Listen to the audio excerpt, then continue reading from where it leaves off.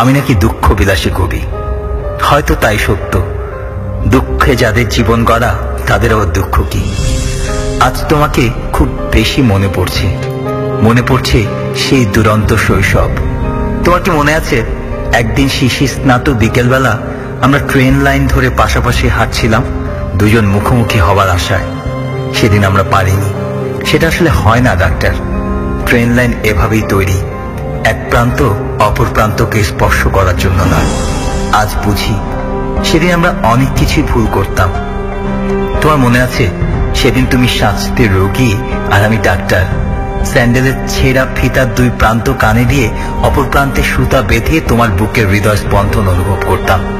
সেই খেলনা স্ট্যাথোস্কোপ, তোমার বুকের শব্দ শুনতাম ডাক্তার, কিন্তু অর্থ বুঝতাম না। আজও বুঝি না। আজ তুমি সত্যি ডাক্তার সেজে সহস্র রোগীর হৃদয় স্পন্দন নিয়ে ব্যস্ত, আর আমি ব্যস্ত নিজের দেহের ক্যান্সার থেকে পড়া রক্ত মোছায়। শুনেছি চীনের রিয়াংসি নামক এক কবি কাঁদলে চোখ থেকে নাকি রক্ত ঝরত। তুমি বিশ্বাস করো, ইদানিং আমার চোখের জলও কেমন যেন রক্তাভ। তোমার বিশ্বাস না হয় এক ফোঁটা অশ্রু তোমার ল্যাবে নিয়ে পরীক্ষা করে দেখো। 1000 বছরের জমানো ব্যথার গুমরানো রক্তাক্ত ক্ষার তুমি পাবে।